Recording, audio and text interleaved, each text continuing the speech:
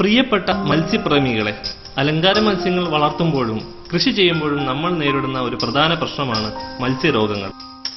Aquarium വിപണന മേഖലയിലെ മത്സ്യങ്ങൾ വിദേശ ഇനങ്ങളും രോഗപ്രതിരോധ ശേഷി കുറഞ്ഞ ഇനങ്ങളുമാണ്. അതുകൊണ്ട് തന്നെ രോഗങ്ങൾ ഉണ്ടാകുവാനുള്ള സാധ്യതകൾ കൂടുതലാണ്.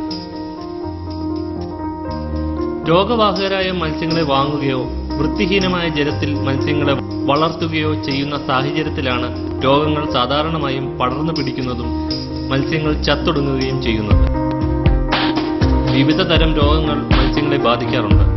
പരാദങ്ങൾ, ബാക്ടീരിയകൾ, ഫംഗസുകൾ, വൈറസുകൾ എന്നിവയാണ് രോഗമുണ്ടാക്കുന്ന ജീവികൾ. ഇതുകൂടാതെ സ്ട്രെസ് നേരിടുമ്പോഴും രോഗങ്ങൾ പിടിപെടാനുള്ള സാധ്യതകൾ കൂടുതലാണ്. രോഗങ്ങളെ നിയന്ത്രിക്കണമെങ്കിൽ രോഗവും രോഗകാരണവും ഏതാണെന്ന് അറിഞ്ഞിരിക്കേണ്ടത് അത്യാവശ്യമാണ്. പുറമേ കാണുന്ന രോഗലക്ഷണങ്ങളും മൈക്രോസ്കോപ്പ് ഉപയോഗിച്ചുള്ള സൂക്ഷ്മ പരിശോധനയും രോഗങ്ങളെ തിരിച്ചറിയുവാൻ സഹായിക്കുന്നു. ഉചിതമായ ചികിത്സ നൽകുകയാണെങ്കിൽ രോഗങ്ങളെ ഭേദമാക്കാനും സാധിക്കും. ചിലതരം രോഗങ്ങൾ മത്സ്യത്തിൽ നിന്നും മനുഷ്യരിലേക്ക് പകരുവാൻ സാധ്യതയുള്ളതിനാൽ ശുചിത്വകരമായി മത്സ്യങ്ങളെ കൈകാര്യം ചെയ്യേണ്ടത് അനിവാര്യമാണ്. ഈ ചിത്രീകരണത്തിൽ സാധാരണയായി കണ്ടുവരുന്ന ഏതാനും രോഗങ്ങൾ, രോഗലക്ഷണങ്ങൾ, പരിശോധന, ചികിത്സ എന്നിവയെപ്പറ്റി പ്രതിപാദിക്കുന്നു. ആരോഗ്യമുള്ള മത്സ്യങ്ങളെ എങ്ങനെ തിരിച്ചറിയാം? ആരോഗ്യമുള്ള മത്സ്യങ്ങളുടെ ചലനങ്ങൾ പൊതുവെ ചടുലതയോടും ഇണങ്ങിയ മത്സ്യങ്ങൾ മനുഷ്യരെ കാണുമ്പോൾ അടുത്തേക്ക് വരുന്നവയും ആയിരിക്കും. അവയ്ക്ക് ഭക്ഷണം നൽകുമ്പോൾ വളരെ ഊർജ്ജസ്വലരായി ഭക്ഷിക്കുകയും ചെയ്യുന്നു. രോഗമുള്ള മത്സ്യങ്ങൾക്ക് ഇനി പറയുന്ന ലക്ഷണങ്ങൾ കാണപ്പെടുന്നു. മത്സ്യം മെലിഞ്ഞു വരികയും തല വലുതായി കാണപ്പെടുക, ശരീരത്തിൽ ചുവന്ന പാട് കാണപ്പെടുക, മത്സ്യങ്ങളുടെ നിറം മങ്ങിയതായി കാണപ്പെടുക, ശരീരത്തിൽ മഞ്ഞപ്പൊടികൾ വിതറിയ പോലെ കാണപ്പെടുക, ശരീരത്തിന്റെ ബാലൻസ് നഷ്ടപ്പെട്ട് നീന്തുവാൻ സാധിക്കാതെ മുകളിലോ നിലത്തോ നിൽക്കുന്ന അവസ്ഥ വരിക, ശരിയായ രീതിയിൽ നീന്താൻ സാധിക്കാതെ വരിക, ശരീരത്തിൽ തടുപ്പുകൾ കാണപ്പെടുക, ശരീരത്തിൽ വെളുത്ത പാടുകളും മ്യൂക്കസ് ധാരാളമായി വരുന്ന അവസ്ഥ ഉണ്ടാവുക, ചിറകുകൾ ചീഞ്ഞു പോകുന്ന അവസ്ഥ, മുറിവുകളിൽ പഞ്ഞിക്കെട്ടുകൾ പോലെ കാണപ്പെടുന്ന അവസ്ഥ. ഇതിലേതെങ്കിലും ലക്ഷണങ്ങൾ പ്രകടിപ്പിക്കുന്ന മത്സ്യങ്ങൾ രോഗവാഹകരാണെന്ന് ഉറപ്പിക്കാം. സൂക്ഷ്മമായ പരിശോധനയിലൂടെ രോഗാണു ഏതാണെന്ന് സ്ഥിരീകരിക്കുവാൻ സാധിക്കുന്നതാണ്. അതിന് ഏറ്റവും ലളിതമായ രീതിയാണ് നെക്രോപ്സി ടെക്നിക്. നെക്രോപ്സി ചെയ്യുന്ന രീതി ഇനി വിവരിക്കുന്നു. രോഗബാധിതരായ മത്സ്യമോ ടാങ്കിൽ നിന്നും ക്ഷീണിതനായതോ നിർജ്ജീവമായ മത്സ്യമോ പരിശോധനയ്ക്ക് തിരഞ്ഞെടുക്കാം. ജീവനുള്ള മത്സ്യത്തെ ഐസ് ജലത്തിൽ മുക്കി കൊന്ന ശേഷം പരിശോധനയ്ക്ക് ഉപയോഗിക്കുക. മത്സ്യത്തിന്റെ ചെകിളയുടെ ഒരു ഭാഗം ഫോർസപ്പ് ഉപയോഗിച്ച് ഗ്ലാസ് സ്ലൈഡിൽ എടുത്തു വയ്ക്കുക. ശരീരത്തിൽ നിന്നും ചെതുമ്പലും മ്യൂക്കസും എടുത്ത് സ്ലൈഡിൽ വയ്ക്കുക. ചിറക് മുറിച്ച് എടുത്ത് സ്ലൈഡിൽ വയ്ക്കുക. ആന്തരിക അവയവങ്ങളായ കുടൽ, ഓവറി എന്നിവയും എടുത്ത് സ്ലൈഡിൽ വയ്ക്കുക. ഇതേ രീതി തന്നെ മറ്റൊരു മത്സ്യമായ ഏഞ്ചൽ ഫിഷിൽ ആവർത്തിക്കുന്നത് ഇവിടെ കാണിക്കുന്നു.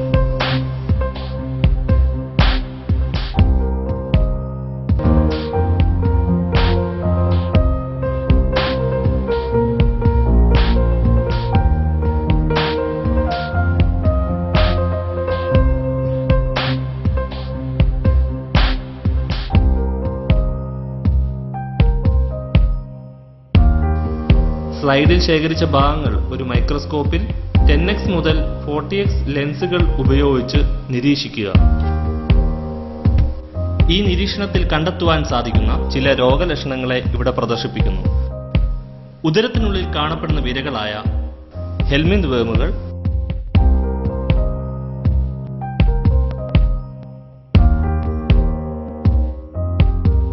കുടലിൽ കടിച്ചു തൂങ്ങിക്കിടക്കുന്ന കാമലാനസ് വേമുകൾ,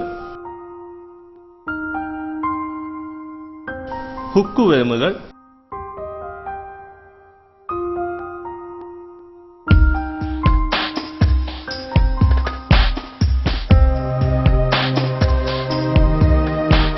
ടേപ്പ് വേമുകൾ,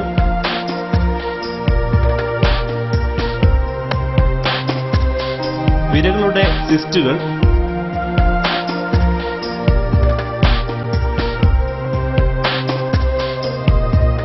സ്ട്രോങ് ലിഡ് വേമുകൾ,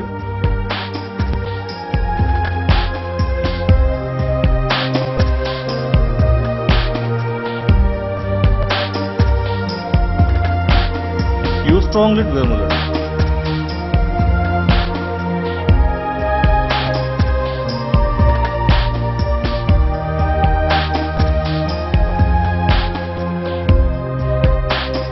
ചിറകുകളിലും ശരീരത്തിലും ചെകിളയിലും കാണപ്പെടുന്ന ചില പരാദങ്ങളായ ഊഡീനിയം, ഡിസ്ക് ഷേപ്പിലുള്ള ട്രൈക്കോഡീന,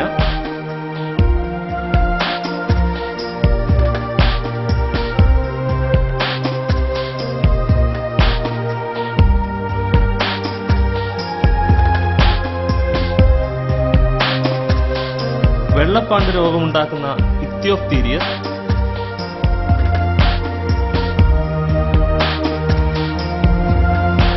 മറ്റ് ഏകകോശ ജീവികളായ കോസ്റ്റിയ,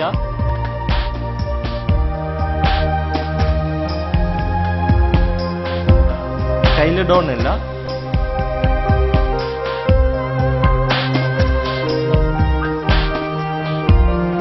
ക്രൊമാറ്റോഡ് വേമായ ഗൈറോഡാക്ടൈലസ്.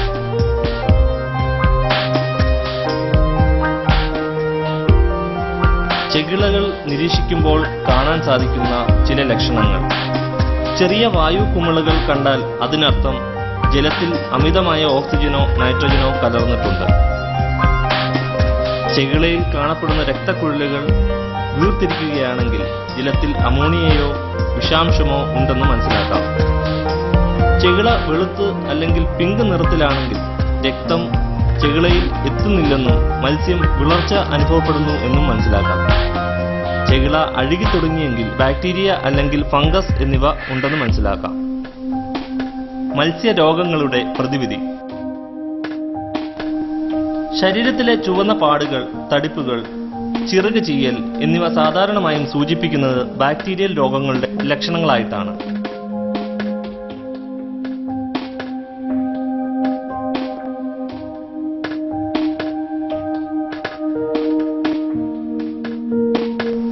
ബാക്ടീരിയൽ രോഗങ്ങൾ സാധാരണമായും കണ്ടുവരുന്നത് ജലം ജൈവ അവശിഷ്ടങ്ങളാൽ മലിനീകരിക്കപ്പെടുമ്പോഴാണ്.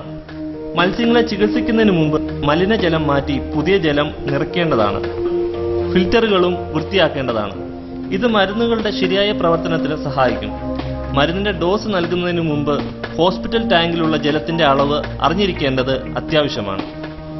ടാങ്കിന്റെ നീളം, വീതി, ജലം നിറച്ചിരിക്കുന്ന ഉയരം എന്നിവ സെന്റിമീറ്ററിൽ അളന്ന് അവ തമ്മിൽ ഗുണിച്ച് അതിൽ നിന്ന് 1000 ഹരിച്ചാൽ ജലത്തിന്റെ തോത് ലിറ്റർ കണക്കിൽ ലഭിക്കും. ഈ ടാങ്കിലെ ജലത്തിന്റെ തോത് 32 ലിറ്റർ ആണ്.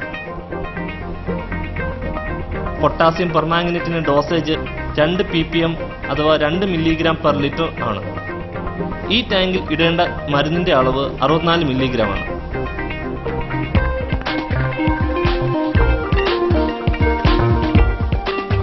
അളന്നെടുത്ത പൊട്ടാസ്യം പെർമാംഗനേറ്റ് ജലത്തിൽ അലിയിച്ച ശേഷം ഹോസ്പിറ്റൽ ടാങ്കിലേക്ക് ഒഴിക്കുക. 45 മിനിറ്റിനു ശേഷം 50% ജലം മാറ്റി പുതിയ ജലം നിറയ്ക്കുക. ചികിത്സ 2-3 ദിവസം തുടരേണ്ടതാണ്. പൊട്ടാസ്യം പെർമാംഗനേറ്റ് അളവ് കൂടിയാൽ മത്സ്യത്തിന്റെ ചെകിളകൾ കേടായി ചത്തുപോകും. അതുകൊണ്ട് അവയുടെ ഉപയോഗം ശ്രദ്ധിക്കുക. ബാക്ടീരിയകൾക്ക് എതിരെ ഉപയോഗിക്കാവുന്ന മറ്റൊരു മരുന്ന് ടെട്രാസൈക്ലിനാണ്. ഇവയുടെ ഡോസേജ് 15 മുതൽ 20 ppm അഥവാ 15 മുതൽ 20 മില്ലിഗ്രാം പെർ ലിറ്റർ ആണ്. 500 മില്ലിഗ്രാം ക്യാപ്സ്യൂൾ വാങ്ങി അതിലെ മരുന്ന് പൊടി മാത്രം 30 ലിറ്റർ ജലത്തിൽ കലർത്തുക. ഇതിലേക്ക് രോഗിയായ മത്സ്യത്തെയും നിക്ഷേപിക്കുക. ഒരു ദിവസത്തിന് ശേഷം പഴയ ജലം മാറ്റി പുതിയ ജലം നിറച്ച് മരുന്ന് വീണ്ടും ചേർക്കുക. 3 മുതൽ 4 ദിവസം വരെ ചികിത്സ തുടരണം. ഫിൻറോട്ട് രോഗം ഭേദമായ മത്സ്യം.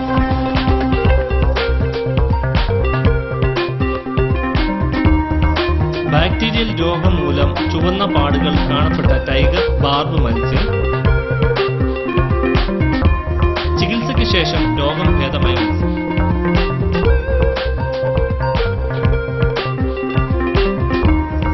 മത്സ്യത്തിന്റെ ശരീരത്തിൽ മഞ്ഞ, വെളുപ്പ്, തവിട്ട് നിറങ്ങളിൽ സൂക്ഷ്മമായ പൊടികൾ കാണപ്പെടുന്നത് പരാത ഏകകോശ ജീവികൾ ആക്രമിക്കുമ്പോഴാണ്.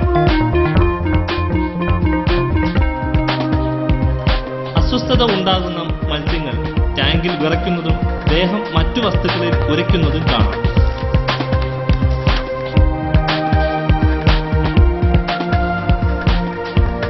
ജലത്തിലെ ജൈവ മാലിന്യങ്ങൾ തന്നെയാണ് ഏകകോശ ജീവികളുടെ വളർച്ചയ്ക്ക് അനുകൂല സാഹചര്യം ഒരുക്കുന്നത്. രോഗം നിയന്ത്രിക്കുവാൻ ജലത്തിലെ മാലിന്യങ്ങൾ നീക്കം ചെയ്ത ശേഷം പുതിയ ജലം നിറയ്ക്കുക.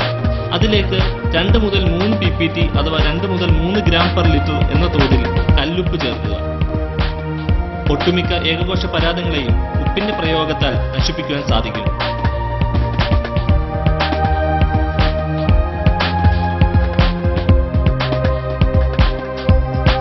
മത്സ്യത്തിന്റെ ഉദരത്തിനുള്ളിൽ കാണപ്പെടുന്ന വിരകളാണ് മറ്റൊരു രോഗകാരണമായ പരാദം. മത്സ്യത്തിന്റെ വളർച്ച കുറയുക, പുറമെ രോഗലക്ഷണങ്ങൾ കാണിക്കാതെ ചത്തുപോവുക, മലദ്വാരത്തിൽ നിന്നും പുഴുക്കൾ പുറത്തേക്ക് തള്ളി നിൽക്കുക എന്നിവ രോഗലക്ഷണങ്ങളാണ്. ഈ ദൃശ്യത്തിൽ ഗപ്പിയിൽ കാണപ്പെടുന്നത് ടാമലാനസ് വിരകളാണ്. മെലൻ ബാർബിൽ കാണപ്പെടുന്നത് യൂസ്ട്രോങ്ലിഡ് വിരകളാണ്. രോഗബാധിതരായ മത്സ്യങ്ങൾക്ക് 2 തരത്തിലാണ് മരുന്ന് നൽകുന്നത്. ഒന്ന് ഭക്ഷണത്തിൽ ചേർത്ത്, രണ്ടാമത് ജലത്തിൽ കലർത്തി. ആൽബൻഡസോൾ എന്ന മരുന്ന് തീറ്റയുടെ 3% എന്ന തോതിൽ അളന്ന് എടുക്കുക. മരുന്ന് ടാബ്ലറ്റ് പൊടിച്ച് ഫീഡ് ബൈൻഡറും ചേർത്ത് മത്സ്യത്തീറ്റയിൽ മിക്സ് ചെയ്ത് ഭക്ഷണമായി നൽകുക. ലെവാമൈസോൾ ജലത്തിൽ കലർത്തിയാണ് രോഗത്തിനെതിരെ പ്രയോഗിക്കുന്നത്. 150 മില്ലിഗ്രാം ടാബ്ലറ്റ് 75 ലിറ്ററിൽ എന്ന തോത് ജലത്തിൽ അലിയിച്ച് ചേർക്കുക. ഒരു തവണ മരുന്ന് പ്രയോഗിച്ചാൽ വിരകൾ ചത്തുപോകുമെങ്കിലും മുട്ടകൾ ടാങ്കിൽ അവശേഷിക്കും. 2 ആഴ്ച വരെ 3 ദിവസം ഇടവിട്ട് മരുന്ന് പ്രയോഗിച്ചാൽ അവയെ പൂർണ്ണമായും നശിപ്പിക്കാം. ചത്തുപോയ മത്സ്യങ്ങളുടെ വായ തുറന്നിരിക്കുക, മത്സ്യത്തിന്റെ നിറം മങ്ങുക എന്നത് സാധാരണമായും ഓക്സിജന്റെ അളവ് കുറയുന്നതോ അമോണിയയുടെ അളവ് കൂടുന്നതിനെയോ ഇത് സൂചിപ്പിക്കുന്നു. എത്രയും വേഗം ജലം മാറ്റി പുതിയ ജലം നിറയ്ക്കുക. മത്സ്യത്തിന്റെ മുട്ടകളിലും മത്സ്യത്തിന്റെ ശരീരത്തിലും മുറിവുകളിലും കാണപ്പെടുന്ന പഞ്ഞി പോലുള്ള ജീവികളാണ് ഫംഗസ് എന്നറിയപ്പെടുന്നത്. ഈ പഞ്ഞിക്കെട്ടുകളെ സൂക്ഷ്മമായും നിരീക്ഷിച്ചാൽ അനേകം ചെറുപ്രാണികളെയും അതിനോട് കൂടെ കാണാം. ഇവ പരാദങ്ങളാണ്. ഇവയുടെ വളർച്ച മത്സ്യത്തിനും മുട്ടകൾക്കും ഹാനികരമാണ്. മെഥിലിൻ ബ്ലൂ എന്ന കീമോതെറാപ്യൂട്ടന്റാണ് സാധാരണമായും ഫംഗസിനെതിരെ ഉപയോഗിക്കുന്നത്. മെഥിലിൻ ബ്ലൂ പൊടി 2 മുതൽ 3 മില്ലിഗ്രാം 1 ലിറ്ററിൽ എന്ന തോതിൽ ചേർത്ത ജലത്തിൽ മത്സ്യത്തെ 2 ദിവസം ചികിത്സിച്ചാൽ ഫംഗസ് ബാധ തടയാവുന്നതാണ്. സൂണോട്ടിക് രോഗങ്ങൾ ജീവികളിൽ നിന്ന് മനുഷ്യരിലേക്കും മനുഷ്യരിൽ നിന്ന് ജീവികളിലേക്കും പകരാവുന്ന രോഗങ്ങളാണ് സൂണോട്ടിക് രോഗങ്ങൾ. മൈക്കോബാക്ടീരിയം, എഡ്വേർസിയില്ല, ക്ലബ്സിയല്ല എന്നിവ മത്സ്യങ്ങളിൽ നിന്നും മനുഷ്യരിലേക്കും മറ്റു മൃഗങ്ങളിലേക്കും പടരുന്നതായി കണ്ടെത്തിയിട്ടുണ്ട്. ഈ ചിത്രത്തിൽ കാണുന്നത് സ്ട്രോങ്ലിഡിയാസിസ് എന്ന ഒരു രോഗാവസ്ഥയാണ്. സ്ട്രോങ്ലിഡ് എന്ന ഇനം വിരകൾ മത്സ്യത്തിനെ കൈകാര്യം ചെയ്യുന്നതിനിടയിൽ കൈകളിൽ പറ്റുകയും ചർമ്മത്തിൽ അവയുടെ സിസ്റ്റുകൾ രൂപപ്പെടുകയും ചെയ്യുന്നു. വൃത്തിയായ ശീലങ്ങളുടെ മാനദണ്ഡങ്ങൾ മത്സ്യകൃഷിയിൽ പാലിച്ചില്ലെങ്കിൽ ഇതുപോലുള്ള അനേകം രോഗങ്ങൾ മനുഷ്യരിലേക്ക് പകരാനും സാധ്യതയുണ്ട്. മത്സ്യങ്ങൾക്ക് നല്ല ഭക്ഷണം നൽകുകയും വൃത്തിയുള്ള ആവാസ വ്യവസ്ഥ നൽകുകയും പുറത്തുനിന്നും രോഗവാഹിയായ മത്സ്യത്തെ കൊണ്ടുവരാതിരിക്കുകയും ചെയ്താൽ ഒരുവിധം രോഗങ്ങളെ നിങ്ങൾക്ക് ഒഴിവാക്കാവുന്നതാണ്. മത്സ്യരോഗങ്ങളുടെ ഒരു ചെറിയ ഭാഗം മാത്രമേ ഈ വീഡിയോയിൽ നൽകാനായിട്ടുള്ളൂ. മറ്റു രോഗങ്ങൾ വരികയാണെങ്കിലോ ഇപ്പോൾ നൽകിയ പ്രതിവിധികൾ ഫലിക്കാതെ വരികയോ ചെയ്താൽ നിങ്ങൾക്ക് ഇനി പറയുന്ന ഗവേഷണ സ്ഥാപനങ്ങളുമായി ബന്ധപ്പെട്ടാൽ കൂടുതൽ വിവരങ്ങൾ ലഭിക്കുന്നതാണ്. Central marine fisheries research institute near high court, Ernakulam. National centre for aquatic animal health, Cochin university, foreshore road, Ernakulam. Kerala university of fisheries and ocean studies, Panangad, Ernakulam. നന്ദി, നമസ്കാരം.